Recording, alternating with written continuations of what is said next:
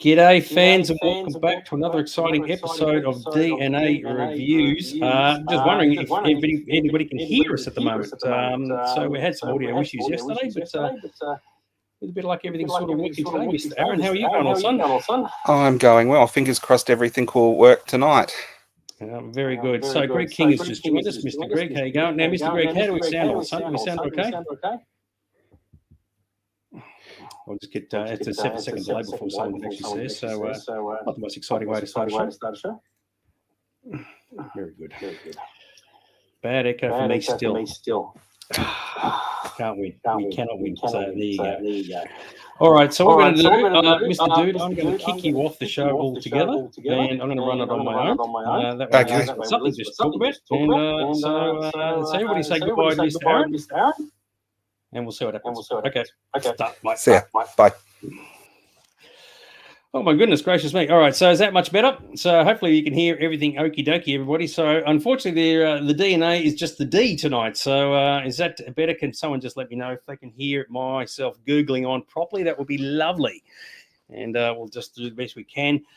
And hopefully we'll just focus on the feedback from the viewers. So very, very cool. So we're not too sure what the problem was, but hopefully we can get it addressed for next time. All right, so we're talking about good old Time to Fly. It was a week ago now, so can you believe it? Good old Ahsoka. And all things being equal, it was like one of the shortest episodes we've sort of seen, and it just came and went. I mean, if you're like myself, you got to a point and go, oh, it just stopped in the middle of nowhere, and it was kind of a bit bizarre. And as always, before we get straight into it, of course, there will be spoilers, so just be aware of that. So, I mean, it was a week ago now, so if you haven't seen it, you're a bit slow on the uptake. But anyway, the show went. It was all very groovy. Now, for those who are joining late, wondering what happened to Aaron, we've had some technical difficulties, so I've had to give him the How's Your Father. We didn't want to cancel the show 2 nights in a row, so I'm running solo. So we'll just do the best we can with what we've got, and hopefully our audience who are watching right now can put in their comments and thoughts. So there you go. Like that, Christy said, it's Aaron's fault, and Aaron has actually agreed it's his fault. So there you go. And Tracy agrees it was too short. It's one of those episodes that actually went kind of nowhere, but you're watching and you go, well, like when I was putting the show together, I was thinking, what's there to talk about? It just sort of stopped and just came and went, and we'll do the best we can with what we've got. Anyway, kicking things off, Huyang is, you got to say, he's channeling his inner Grievous with the 4 lightsaber blades, which were just light beams. Not entirely sure what all this was about. It's an interesting scenario because the first 10 minutes of the show was actually just focusing on this training session. And there's a bit of discussion as to what it's all about and what's trying to occur, because you do think that Ahsoka is effectively trying to force the Force onto Sabine, who clearly has no Force capability whatsoever. So what's the deal with that? So, there's a whole lot of discussions as to how strong people are regarding Force sensitivity, and clearly Sabine isn't. So it's like doing the flogging the dead horse, the flogging the dead Jedi scenario. What is the deal with that? So can anybody who's reading this and watching this right now, put your thoughts, viewers, to why Ahsoka is trying to achieve something that effectively can't be achieved. Not entirely sure what the motivation was for that. So, look, it was an interesting sequence. It was a bit on the slow side, a bit long. And look, it was well done. There were some good bits to it. And this was one of those particular ones where the music was good. It was entertaining, but it's doing the whole the blast shield down thing. How am I supposed to fight? And I think even one of the lines of dialogue echoed directly from A New Hope as well. So yeah, it's a bit of a weird one as to what they're trying to do. So what does everybody else think? Do you reckon that's it's going to work? I'm just not sure where she's going with it. But there's something to be brought up about this a bit later on regarding Ahsoka and trying to chain other people. So it does seem a bit bizarre. So, I mean, people who are watching the show, as in like not our show, but the Ahsoka show, might really dial into it. But at face value, it seems to be a bit unusual. And she's certainly no, what do you call it? No Yoda, that's for sure. Ahsoka's no Yoda. Mr. Aaron, because he's not watching me, not joining me, luminous beings away, not this crude matter. Feel the Force around you here between you, me, the tree, the rock, everywhere. Yes, even between the land and the ship, between Sabine and the mug. Yes, we'll speak about the mug in a second. I don't mean me. So, Mr. Aaron must have spent ages typing all that out, which is particularly cool. Now, I've got a question for everybody out there, right? So we've got all these droids in the Star Wars universe. Can someone tell me, why does Huyang blink? He actually blinks, his eyes squint and all the rest of it. Look, it looks good. It conveys emotion. But he's got photoreceptors, I think they call them eyes for droids. Why would he blink? I never got that. It seems unusual. So it does give you more like. I mean, life. I mean, it worked for the Ewoks. Once they started blinking, suddenly they looked alive. But I could never put that two and two together on that one. I thought it was kind of unusual. So anyway, it's just an observation. Very, very cool. Now, where are we? So we're sort of, that was it. That was all that sequence on that entire ship. So that was kind of like, we spent like 10 minutes, like Sabine trying to do a thing and nothing really sort of happened. So not to worry. Anyway, so let us move on because we'll get back to the thing later on with the cup and the mug and all the rest of it. So we're flying in the fleet. It's all very good. A lot of ships flying around. Look where those engines are. They're all over the place. They haven't got any pattern whatsoever, which is kind of bizarre. And we get to the Senate get-together, which I thought was kind of cool. Now, for those who don't know, the whole apathy of the New Republic senators actually echoes what happens in the Aftermath novels. So the Aftermath novels occurred straight after Return of the Jedi. And effectively what happens is when the New Republic is established, the old Empire has disappeared, right? So after 1 year after Return of the Jedi, you had the big battle on Jakku, which is where you see in The Force Awakens, all the spaceships crash there. The old Empire buggers off to the unknown regions, and that's it, they're gone. And as far as the New Republic is concerned, they're out and they're no longer a threat, right? And that is actually echoed in this sequence. And I thought that was quite good. So even though certain individuals will be saying, oh, yes, the Empire's still out there, there's still some concern. Remember, the First Order doesn't exist yet. That won't exist for another 30 years or 25 years. So I like that. It sort of echoed the novels really, really well, which I thought was particularly cool.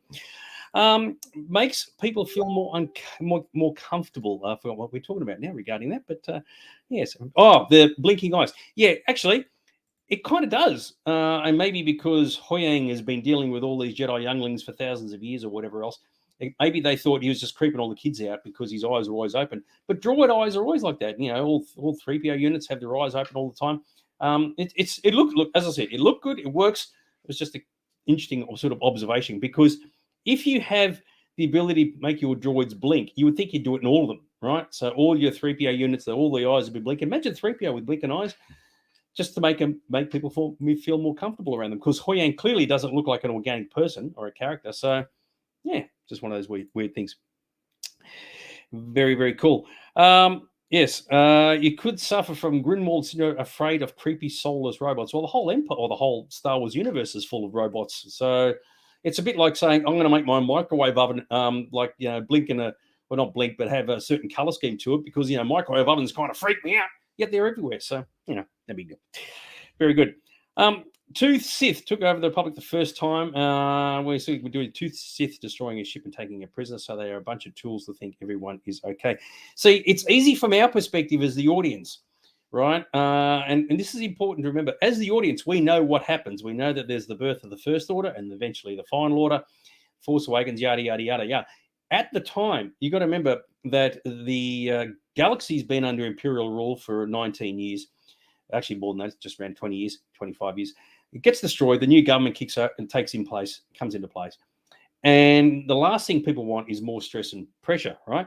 And I kind of got it. So they're trying to make sort of just settle everybody down. Same thing would have occurred probably after World War II in Europe and whatever else. The last thing I want is another war. And yet, ironically, another one comes. But I can understand the senator's point of view. They want to keep the peace, but it's at the cost of what could happen down the future. And of course, we know what happens in the future, but they don't know that at the time. So you got to keep that in mind. Very, very cool. Good stuff. I'm telling you now, as the audience, there was nothing easy about getting through this episode. I tend to agree. I was struggling to work out what it was we're going to be talking about because it was a tad ordinary. But we'll get Christie's. I don't know if Christie's watching tonight. Her Crimson Yours for later on. Mon Mothma's heard of Thrawn. Everybody's heard of Thrawn. How about that, eh? So how groovy is that? So seems to be, and even she says, she thought he disappeared after Lothal. So the whole thing of him dying, as in Lothal, Thrawn dying, was clearly a furphy. That wasn't the case at all. But I did like the fact that Mon Mothma sort of shaking her stylish yet affordable boots at hearing of Thrawn's name. And I thought, there you go. His name gets around. Just the name alone is enough to invoke sort of like fear and concern, even though nobody has seen him for many, many years. Now, I don't know if people picked up on this. So one of the senators was the name of Ziono.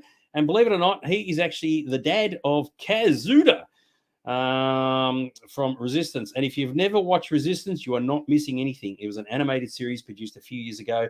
It's set around the time of The Force Awakens. And that Kazuda character on the left there is an absolute genuine pain in the ass. The show is so hard to watch because of him.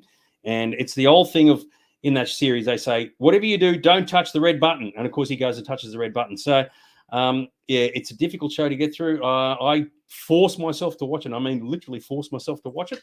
And I couldn't get through it all. I just found it was just too hard. But at least in one sequence, I think it was in the second season, it actually occurs simultaneously with Hosnian Prime being destroyed. And they showed the reaction of our heroes in Resistance from that event. So I thought, if anything, that was about that's the only cool thing, but the rest of it, unbelievably painful to get through. So Ziano was a bit of a tool. Now, that's interesting you should mention that because, clearly he comes across as being a bit of an Imperial supporter, which I thought was actually kind of, intriguing because he's like saying, oh, the Empire is all good. Don't worry about it. Don't worry about it. You'd almost think he's batting for them. So, and I don't remember in Resistance because he does get referenced in that what's happened since then, whether he supports the First Order or not. So, and of course, we're talking about this guy here. So I don't know. I can't remember. So if anybody does remember, good luck to you. So yes, very, very good. See what happens. Yes, he does. Support the First Order? Oh, well, there you go then. So they've obviously kept the continuity there. Well done. So that would make sense. So he's saying, oh, no, don't worry about the Empire. They're all cool, knowing in the back of his mind, yes, they are doing something shifty. So very cool. Although at this point, the Empire, what's left of them is gone. The First Order doesn't exist yet. So you got to sit and play the long game, the long waiting game. So, yes, very cool. The other two senators on the here. So, as I just mentioned, they want to avoid conflict. I kind of get it, right? You've gone through the wars. You've gone through this imperial control. You want to keep the peace. You want everybody to be happy. Just give them ice cream, a yay team. And ironically, for the next 25 years, it'll be like that. Now, of course, it's because of this attitude that Leia will eventually form, funny enough, the Resistance, right? And because she is aware that something shifty is going on in the unknown regions, which is where the First Order is coming from. So she will actually form the Resistance. I think it's covered off in the novel Bloodlines, and that's how that all comes about.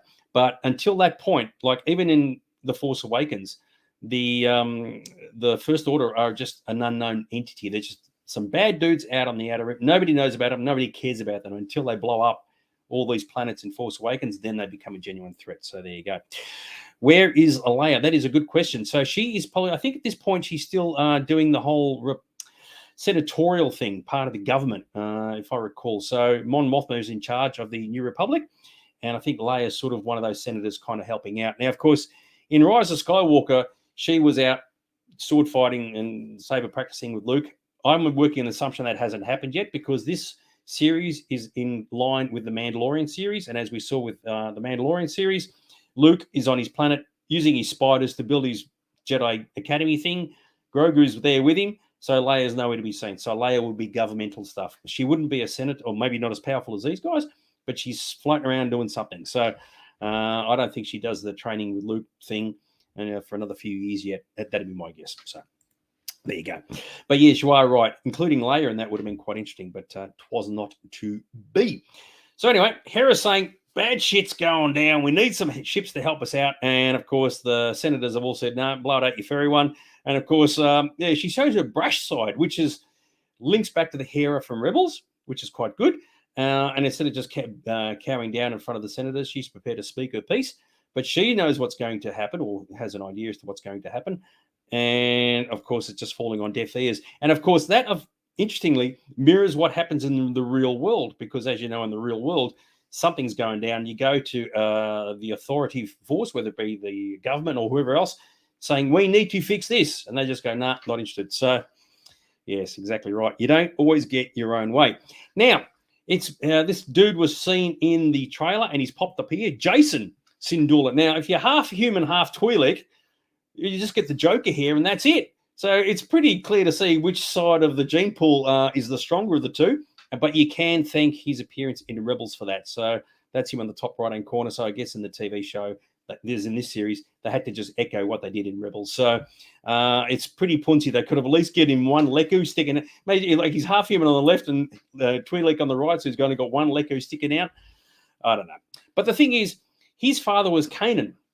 Right, and Kanan, of course, was force sensitive. So logically, you would think that Ahsoka would just say to Sabine, yeah, you can take a walk. I'm going to go and train this Jason kid. He would have force powers no matter what. And Jason has even said in the show, he says it right here, I want to be a Jedi. So it's a bit of a no-brainer for Ahsoka. Sure, he's a bit of a kid. For Ahsoka to say, well, you actually want to be a Jedi, you've got Force sensitivity, bang, come to my party, and away we go. So it makes no sense that she's focusing on Sabine, and yet there's a Force-sensitive dude right there.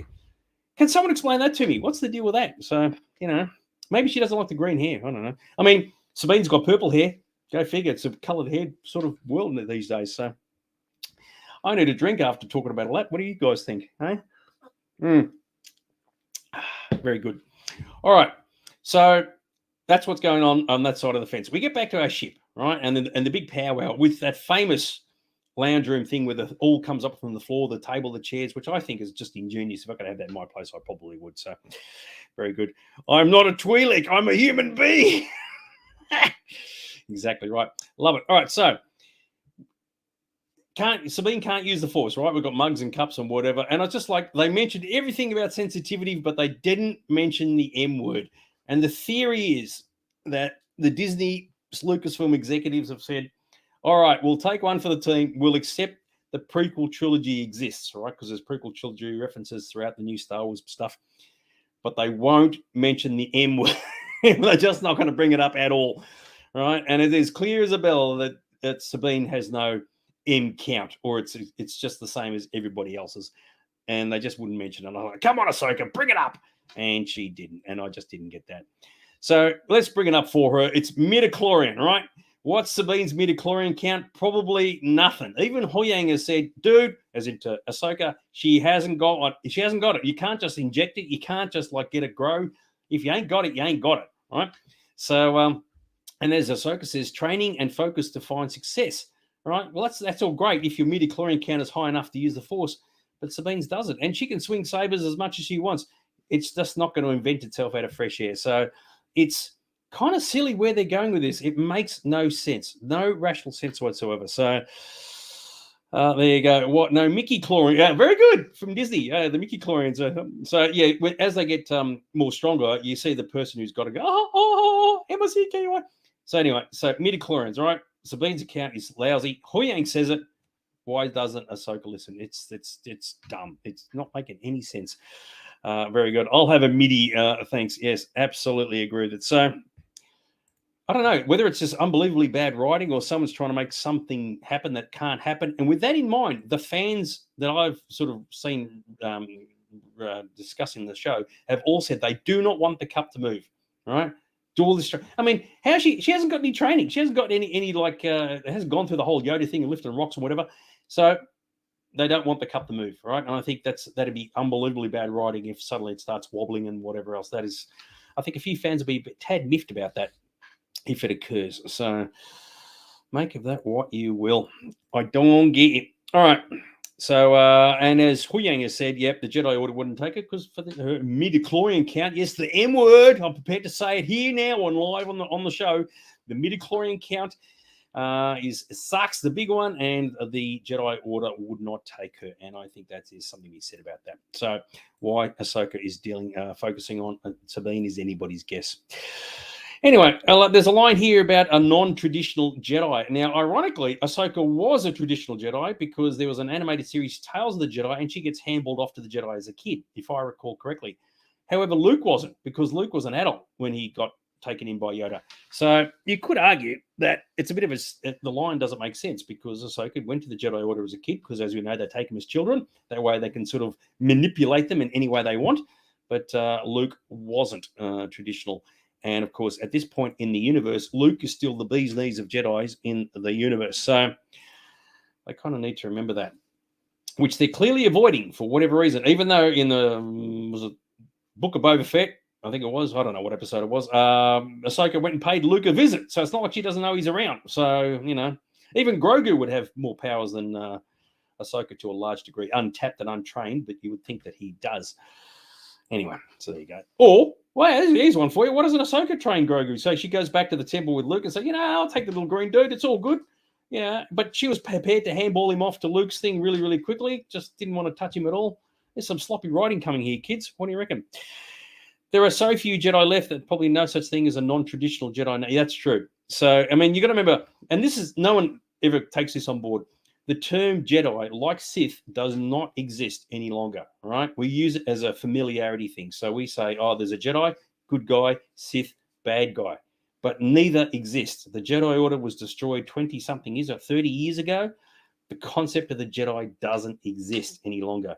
Now, you can, Luke can say, oh, yes, I'm going to train new Jedi, but they're not following the original process that they thousands of years would have gone through. He's just have to change all the rules, do it differently. So it's a bastardized version of it, if you will.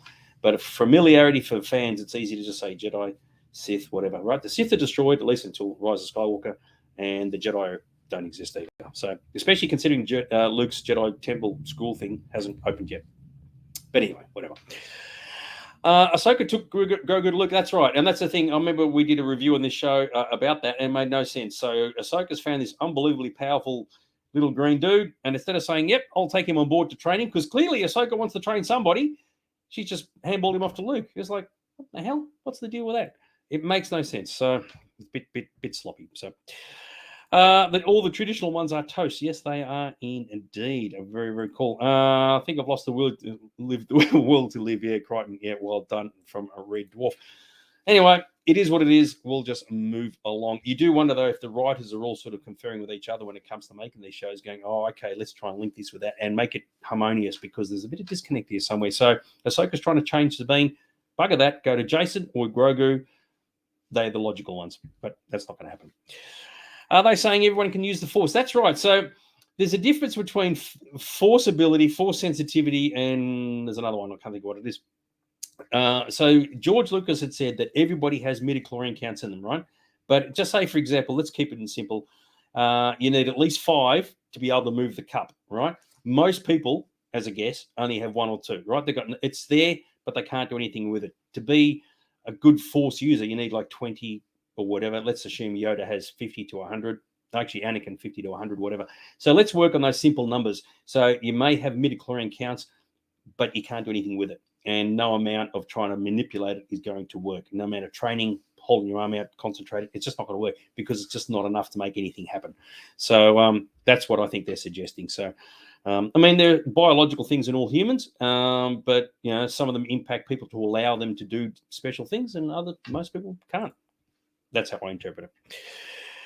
Very good. Are they implying Ahsoka and Sabine had a relationship in the past, and that's what they are overcoming now? Yes, it does imply that, but as we know from Rebels, there wasn't one, because Ahsoka didn't come onto the scene until Rebels, and she was Fulcrum, and nobody knew her. So before that, if there's a connection between the two of them, that has not been referenced anywhere, not been mentioned anywhere. Certainly wasn't mentioned in Rebels, because when Ahsoka appeared in Rebels, it was a bit of a big reveal. Oh my God, she's turned up. She's older. She's Fulcrum. It's a big thing.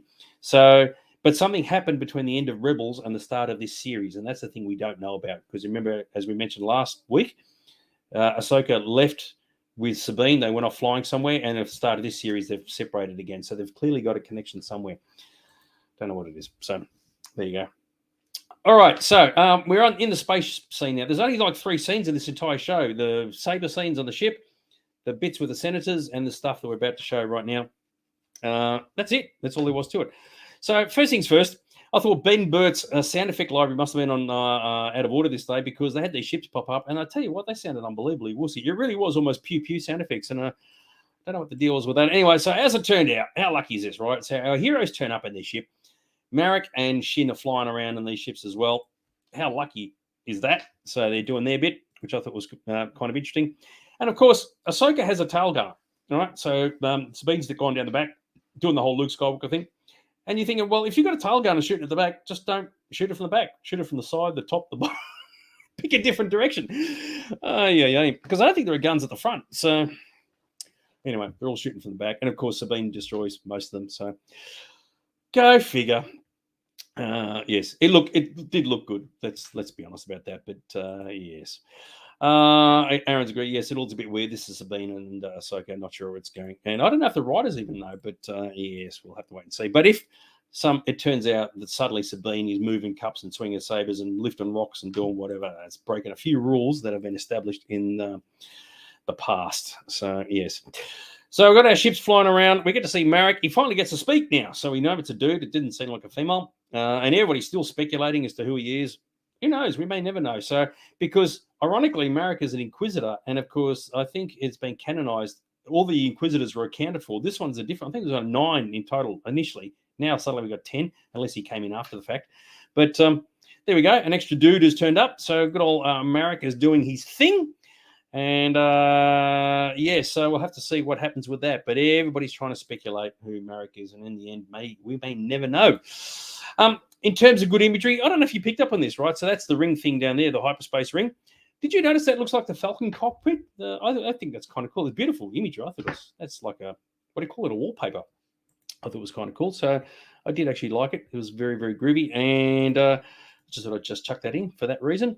Now, it's interesting. So Morgan and Shin are now getting a bit of tension between them, which wasn't there previously. So if you remember from the previous episode, so Shin is hanging out with Baylor, I think it's God, I've forgotten his name.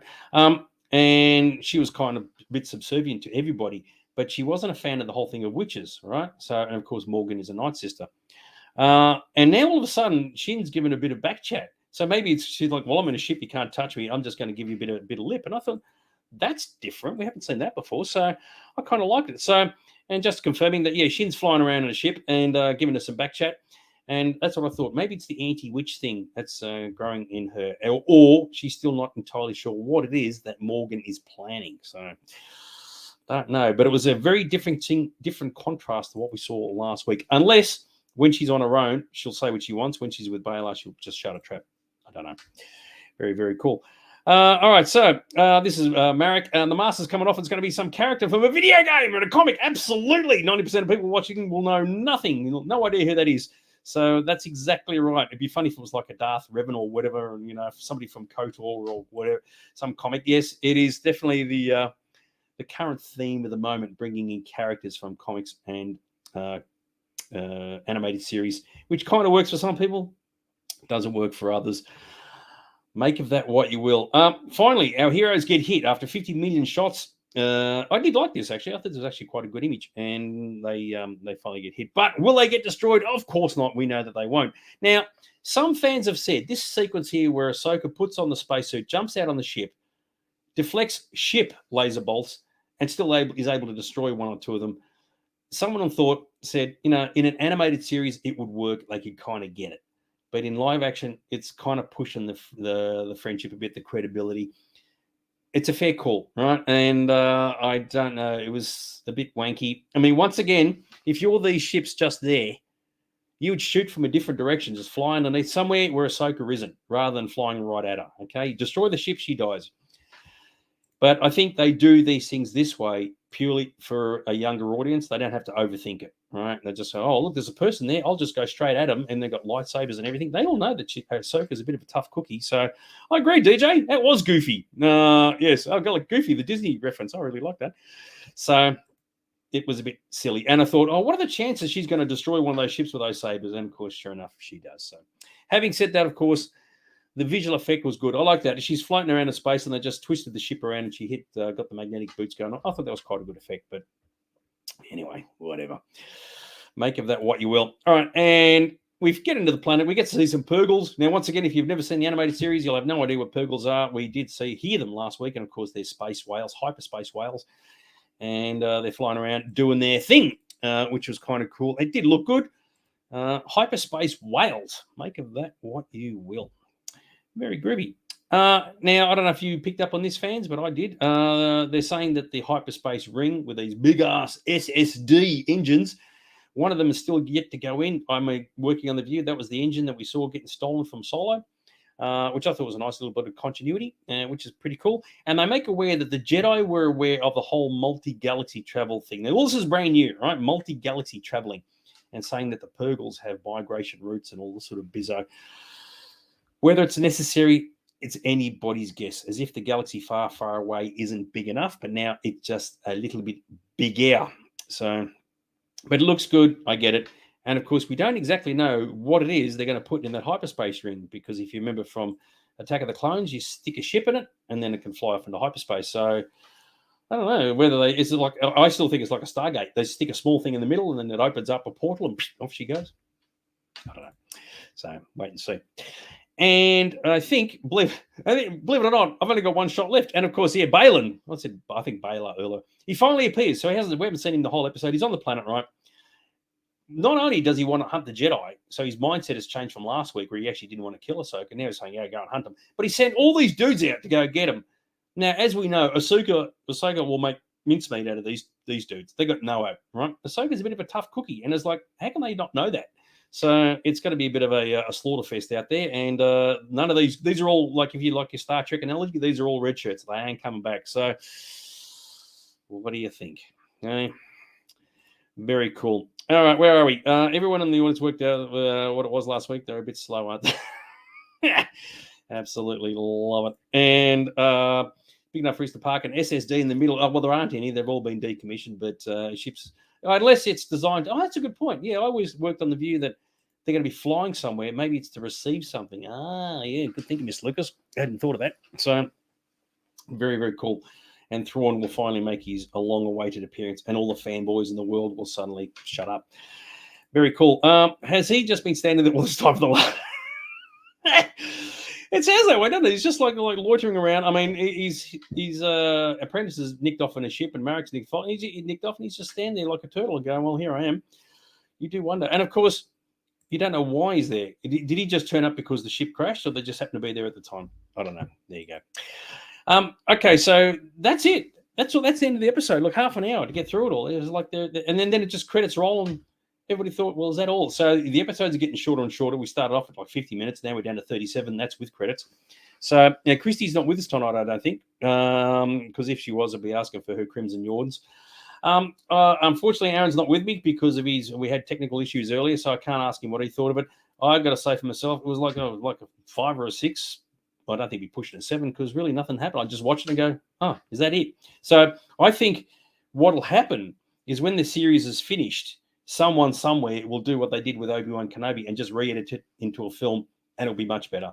And in fact, I had a discussion with someone recently that said, why aren't they just making more made-for-video movies? So instead of doing a 10-episode or 8-episode thing of Ahsoka, just make one film, stick it on Disney+, done. The world is good. Not designed for theatrical release. Just stick it out there and away we go. And I get the feeling that would probably work a lot better because it's almost like they're dragging these things out just to fill out the time.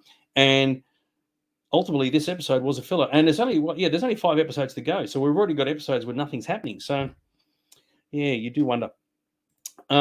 You would think it would be too short to be boring, you would think. Yeah, I tend to agree. I got through it and go, was that all? Now, as it turns out, the next episode is tomorrow night. Let's hope they can kind of pick up their game a little bit. Oh, Christy is watching.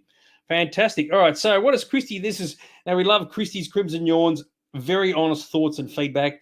And for those who look at all these yawns and go, oh my God, that's just awesome. It's the more yawns, the worse it is. The less yawns, the better it is. And Christy's gone for the full 8 yawns. That's 2 out of 10.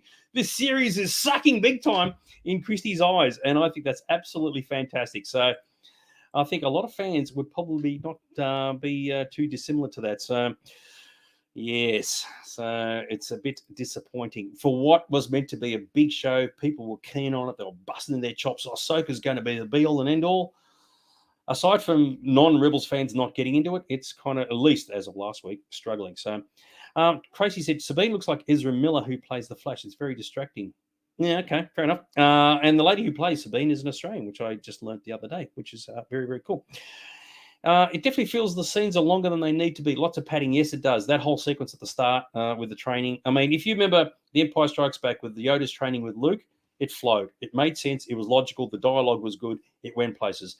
In this, Sabine's yapping onto Ahsoka Ahsoka's talking to Sabine about the power and this and that and whatever else. We know Sabine has no force capability, so it's almost like it's longer than it needs to be. So there you go. Aaron said it's 5 out of 10. There you go. Jeff has said harsh. So Jeff Rowe might think differently.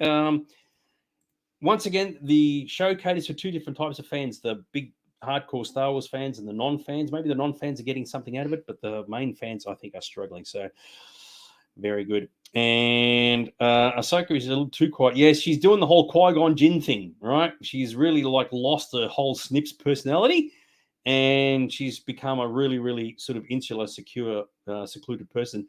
And I think for that reason, the audience is now gravitating to other characters to go, show me some fun, show me something interesting. Because Ahsoka is just effectively a boring character. She's just really, really hardcore, really intense. And I think she smiled in this episode once, but I can't remember where it was. It was like, bloody hell. Very, very good. Good stuff. Okay, DJ's already checked out. Yeah, he's like, yep, he's done his homework to enjoy it. Haven't got to get to it eventually. I hear you, and I think a few people are going to be like that as well.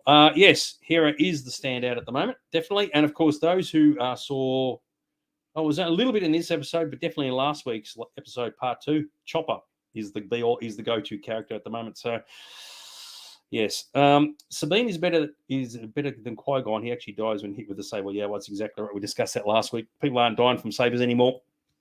Very, very good. Anyway, so that's the end of the presentation. There's that's all. I got nothing else to talk about. I was really thinking, what am I going to say? So, yes, I think that yes, and can't these things cut through metal? Yeah, well, they're supposed to. It depends on the metal, and it depends on the narrative at the time. So if you watch Revenge of the Sith, when Anakin and Obi-Wan and saber fighting, they're slicing through all the walls. But if you watch the gantry scene in Cloud City, Luke's saber actually reflects off it. So what the story requires, right? Keep that in mind. Don't forget, I mean, Luke hits Vader in the arm with his saber. Theoretically, he should have just sliced right through everything, but it didn't. So depends on what the story needs. It's like, you can't ruin the magic. What can I say? Very good. Yeah, I like that. Yeah, it's Kroll metal. Yes, indeedy. Very good. Something that would hot wouldn't cauterize you, would explode your insides from. Oh God, whatever, dude, get over it. You're not on the show tonight. You've just got to let it go. Unbelievable. The sabers must be set to stun. Yeah, well, exactly right. And as Aaron pointed out last week, and I did agree with him, when Shin stuck the saber into Sabine, you don't just pull it straight out. You swing it around a little bit, make a bit of mincemeat of the person that you're killing. Way juicier. But clearly, Disney / Lucasfilm are not going to look at that one happen. They're going to go, no, you're not slicing and dicing, you good guys. Or ironically, it could be one of those things. You stick the saber in the person and they die, and as they fall over, they just slices through. Whatever. Never going to happen. Not going to see it. Very good. Guy has said that series has come across as tedious. Yes, it is a little bit like that. I think everybody's just waiting for Thrawn to arrive. And it would be funny if at the end of the last episode, it's like The Force Awakens, where Luke turns up right at the end, doesn't say a word. They do that with him. He walks off his ship from the other side of the galaxy, and he goes, and roll credits. Because they've got to save him for Filoni's movie. Filoni's making a movie that wraps up Mandalorian and Ahsoka and all these other shows. Got to have a hook, got to have an ending. And, of course, all that will be delayed because of the writer strike, the actor strike. But I thought that's funny. But I did say before the series even started, I said it to Aaron, I would laugh my head off if the series, as in this show, was tanked, if it was terrible. It hasn't been that bad, but it's certainly not as good as it could be. And even though we don't swear in the show, we keep our swearing to an absolute minimum.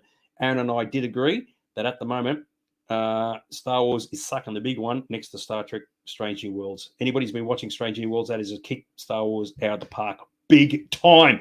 They could learn a lesson from that. This is season 2 of Strange New Worlds. Very, very cool. Good stuff. Hang on, I can't even read this. Make a ton of sense that this whole show is building to add for something else. That's exactly right. Well, clearly it is. So there's not going to be like a grand finale. We do know. I mean, we know for a fact that by the time we get to it all, the end, whatever it is, the movie Thrawn has to die because he does not appear in the sequel trilogy. We don't hear of Ahsoka in the sequel trilogy. And of course, we know why, because when they were made, these characters weren't really being thought of. So Moff Gideon, of course, he can't appear. He's, if he's still alive after Mandalorian. So, and Grogu, we don't know what happens to him. He doesn't appear in the sequel trilogy. So a lot of things have to change in the next 25 years in universe. So, hey. Very good. Yes, it does seem when Star Trek is up, Star Wars down, and vice versa. Yeah, it's a good point, actually. Yes, exactly right. But yes, for what is meant to be a bit of a flagship show, Ahsoka is kind of struggling a little bit, at least for now. As I said, the next episode is tomorrow. It could all go completely differently, but I do think they've got a bit of repair work on their hands to get it happening. So, very good. But at least Akbar and Wicket made it. Well, there's a Mon Calamari in there. I'm not sure which Wicket you're talking about in the show, but there you go. Very good.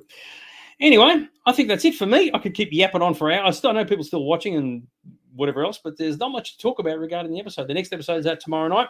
We'll be back next Monday. We're going to try and get through our technical issues. We had issues with audio tonight, so we had to kick Aaron off, which is a real pain because he's my lad. He's my sidekick. He's the A in the DNA. Yeah, you can't have a D in nothing. You can't have D in fresh air. But there you go. Good stuff. And with that in mind, before we go, a couple of things. So if you haven't done so already, make sure you check out the Sci-Fi Zone socials. It's all very good on Instagram and YouTubes and whatever. And even though he's not here, good old check out Aaron's store. Good old Aaron's Collectibles. Absolutely spectacular. You love the place now. They've cleaned it up. You can actually walk in and walk around. You don't trip over boxes left, right, and center. There's some cool stuff going on in the store at the moment. If you love your Star Wars, go and check it out. There's a lot of stuff there. So it is very, very groovy. All right. And with that in mind, I'm going to buzzle off. So party hard, everybody. Rock on. See you. Watch Ahsoka tomorrow. We'll be back next Monday with a bit of luck. And we'll see what happens. All right. Take care, guys. And we'll see you then. Okay. And may the dark side of the Force be with you. Okay.